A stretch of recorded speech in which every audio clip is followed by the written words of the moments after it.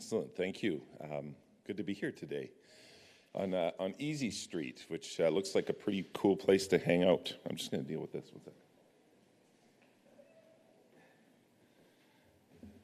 And so happy to be able to be in this incredible place here in the beautiful constituency of Calgary-Klein at Ursa, and had the pleasure of touring Ursa almost right off the get-go after I got elected almost 4 years ago, and be able to tour Easy Street and tour the halls with the executive director Pam McGladry, and hear her vision for a more inclusive community, a more welcoming community.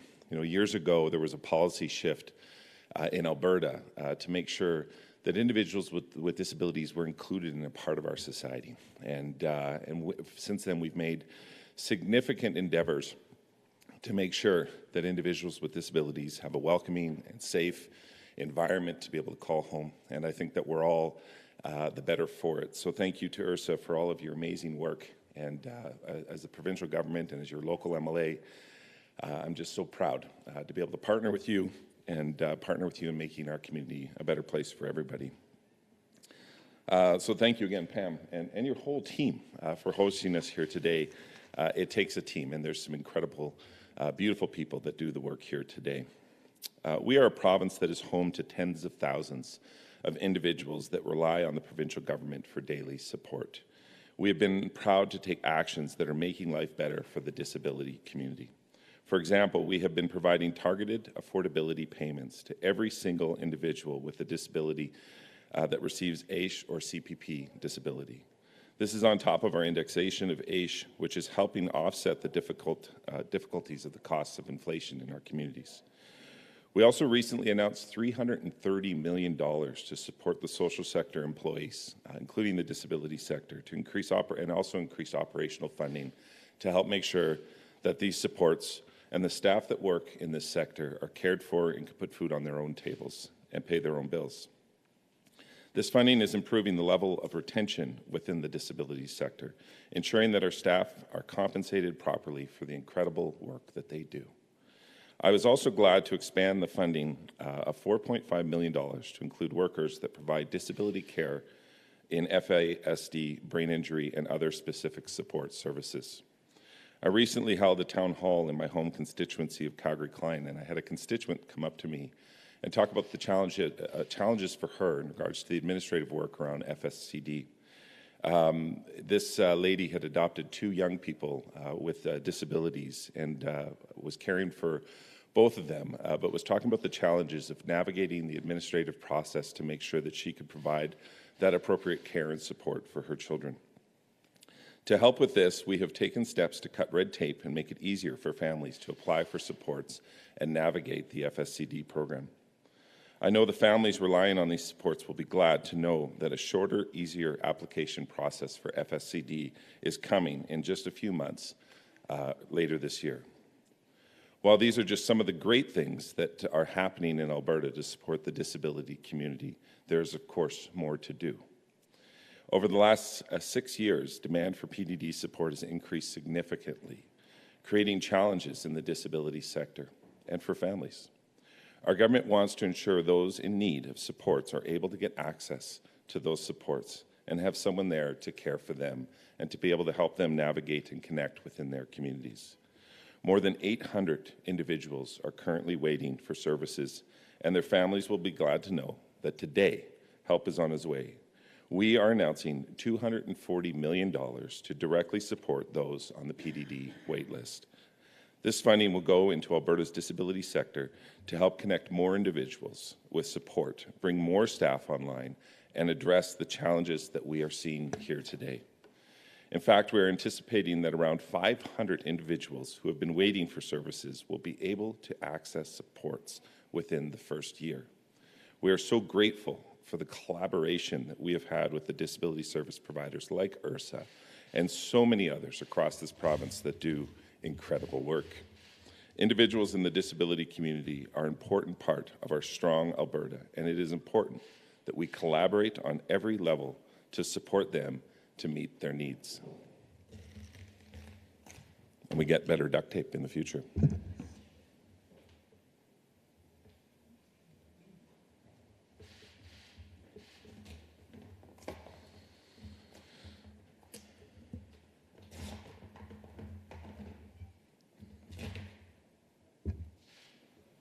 Excellent. That's good. Thank you. So thank you. And I was almost done, so that worked out quite well. I'd like to now invite my friend, Andrea Hess, CFO of the Alberta Council for Disability Services, to now come up and say a few words.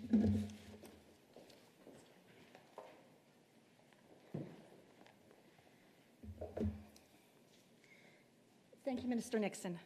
I'm very pleased to be here today to talk about these investments that have been made and what they're going to mean for the disability sector. I also want to thank you for the commitment that you have shown while you have been such a short time in this portfolio, and we've made such strong advances in addressing some of the key obstacles and issues, so thank you. People with disabilities have waited far too long to get the supports and services they need as this wait list has continued to grow. So we are so excited that this funding that is long overdue and will help individuals to be supported and to be fully engaged in their communities is coming. It's also equally important, though, that the system has the capacity to provide these supports and services. So the investments that have been made in addressing the workforce issues are equally as important, and the investments in addressing wages and capacity issues will help us ensure that service providers are able to expand to bring these individuals into the supports and services that they need. Recently, the Seniors, Community and Social Services also supported us at the Alberta Council of Disability Services to address, through the development of a comprehensive workforce strategy, how to address some of the ongoing workforce needs, and we're very excited that that work's recently been completed, and we look forward to working ongoing with the ministry to address those recommendations to ensure that community disability service providers can expand to meet these needs. So again, thank you for all the work that you have done. We know it will make a big difference in the lives of individuals, and we look forward to continuing this work. I'm now going to pass the podium over to Pam McGlattery, the CEO here at Ursa, and a member of our ACDS board. Thank you.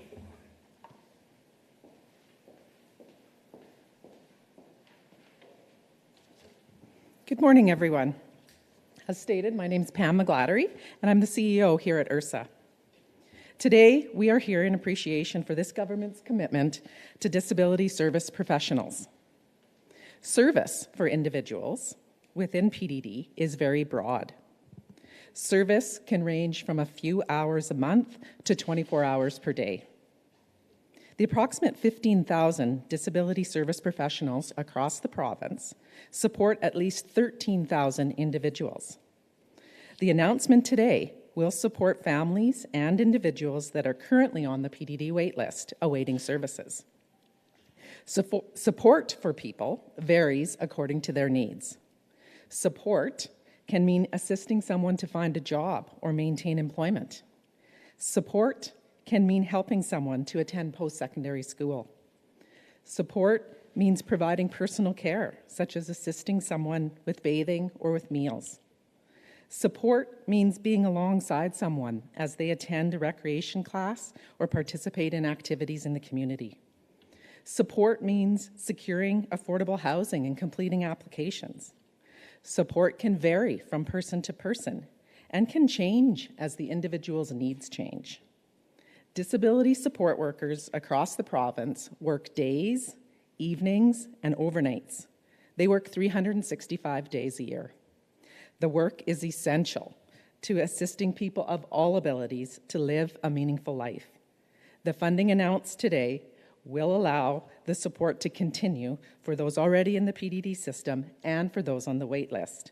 Thank you to this government for its ongoing commitment to being a partner and to continue to provide the essential services across the province. Now, I would like to turn the mic over to Chantel.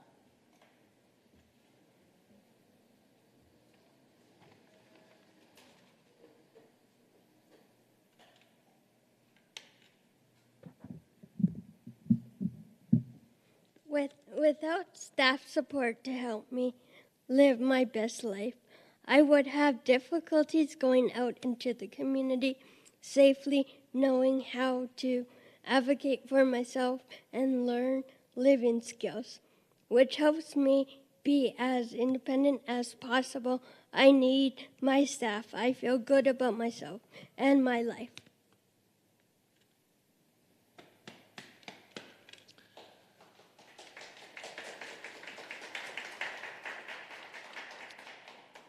Amazing. So that wraps up the formal agenda of today's announcement. We'll now move into media Q&A. We'll start here in the room, see if we have any questions. So if you can state your name and outlet. We have a mic over here that we need just to make sure it picks up on the stream. If you can state your name and outlet, we'll do a question and follow-up. Mike Symington, CBC Minister. Why is it important for the whole community that this money is given? Well, how does it build our community? Why is it important?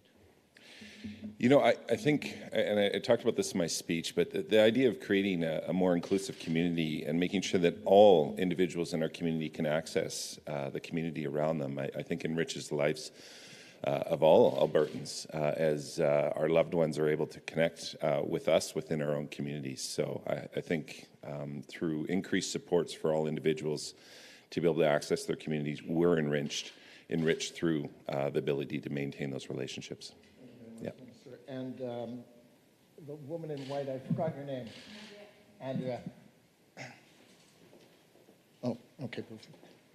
Hi, Andrea. Mike Symington, CBC. Listen, when you hear 800, there's a waiting list of 800. How is this going to help that? And how much will it shorten that kind of list? Or how do we move forward when we have 800 people? And how will the money be distributed to aid in that sense?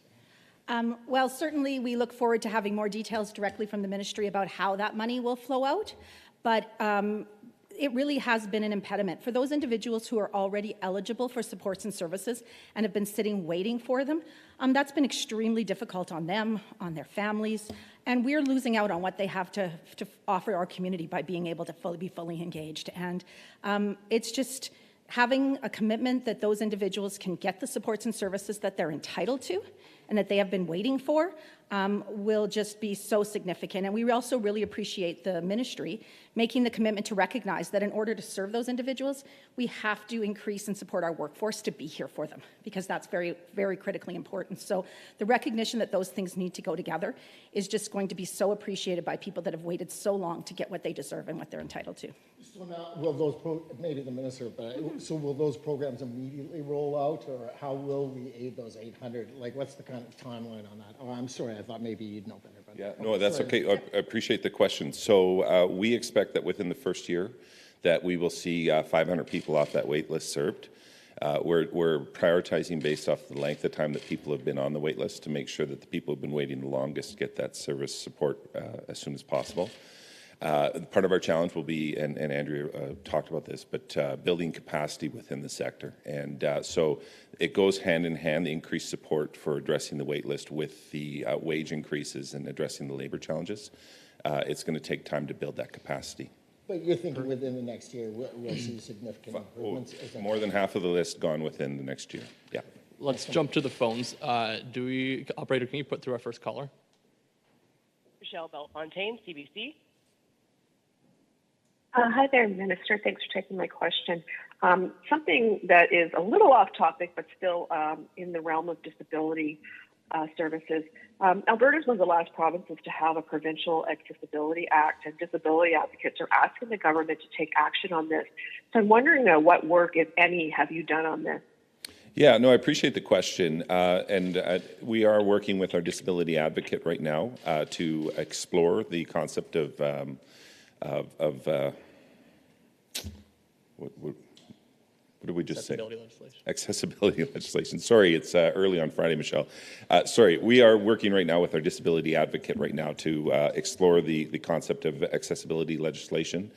As we've said, it's really important that we as a community work towards making sure our community is accessible for everybody, as that will enrich the lives of all of us. And so we're looking at that right now. Our disability advocate is exploring this through a report, and I expect to hear more about it soon.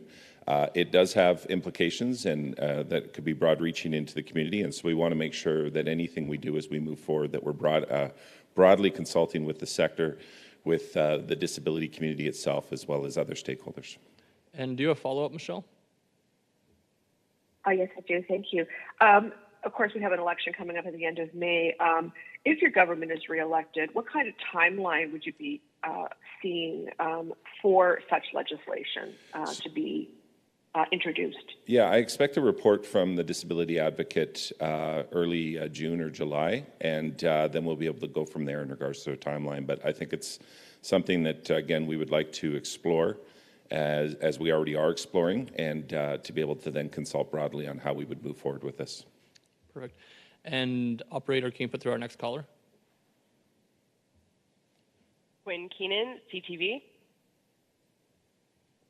Hi, Minister. My question is in regards to the province, the proposed promised social sector wage increases from earlier in this year. We received an email from a couple of people at the Rehoboth facility here in Lethbridge saying that Rehoboth will not be providing those promised wage increases, and instead will be reshaping their positions by demoting certain positions and eliminating others.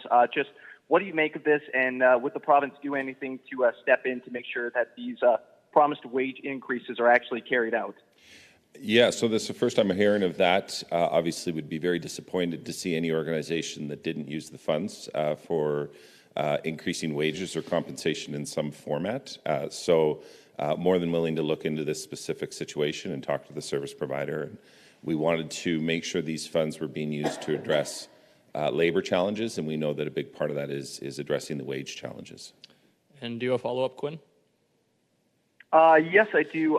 If you could just maybe go just a little bit into the background of just why these wage increases were promised in the first place, and just what made them so important for this government. Yeah, I appreciate that. So before, over the last 4 years, I've been connecting with the disability sector and hearing about the challenges. I think part of what happened when the minimum wage increase took place, I don't know how many years ago, 6 or 7 years ago, what didn't happen at the same time was a contract increase for the PDD sector as well as homeless shelter, homeless service providers. And as a result, it put them in a situation where they were competing with other vendors for employees and having troubles retaining employees. We're also dealing with the significant increase in the cost of living for individuals in our communities as well, and it's put our disability sector in a bad place in regards to trying to retain employees. So we wanted to do something quickly, and actually, thankfully, the Premier also was onto this and wanted to make sure we responded quickly to addressing the challenges in the disability sector. So we increased wages before Christmas. Perfect. And operator, can you put through our next caller? There are no other questions on the line at this time. Perfect. One more check in the room. Any other questions from the media in the room? Awesome. That wraps up today's announcement. Thank you, everyone. Thank you.